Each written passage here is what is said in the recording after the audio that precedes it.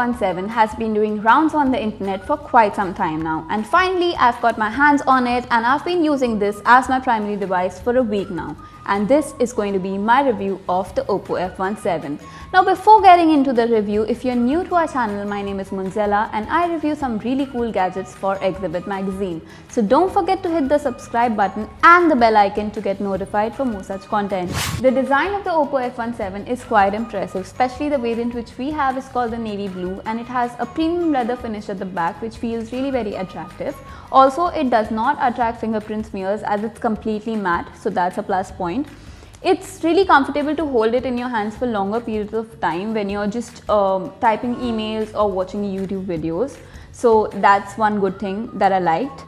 At the front, the Oppo F17 has a 6.4-inch OLED display, and it also has an always-on display feature, so you don't have to unlock your phone every time to check the time or just check your notifications. So that's a plus point. Now, watching videos on this phone was quite a good experience. The colors were punchy and vibrant and the screen was just bright enough. But sadly, this phone only has a 60Hz panel and not a 90Hz or a 120Hz.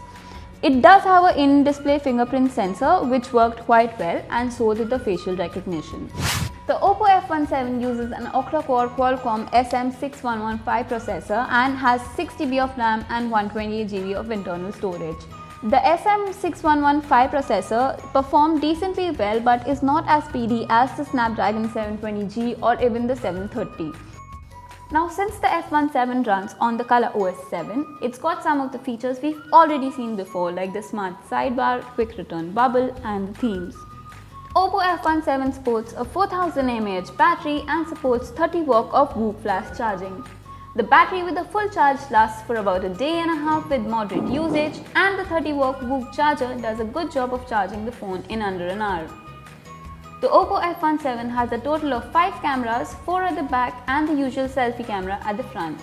On the rear, it has a 16-megapixel primary camera, a 8-megapixel ultra-wide camera, a third 2-megapixel and a fourth 2-megapixel lenses, and at the front it has a 16-megapixel camera for selfies.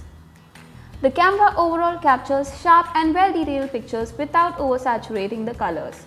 Autofocus is also pretty reliable. The ultra-wide-angle camera performs equally well in terms of colors and exposure, however details were a bit soft. Portrait mode does a decent job of blurring the backgrounds, and the low-light images are just manageable and also appear grainy.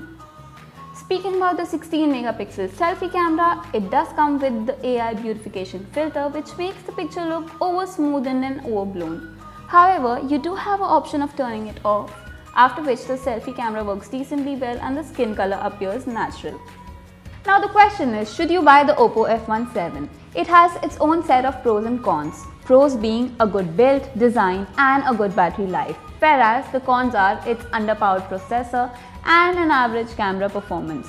Now the choice is yours, but at this price point you can also get the Realme 7 series or the Redmi K20.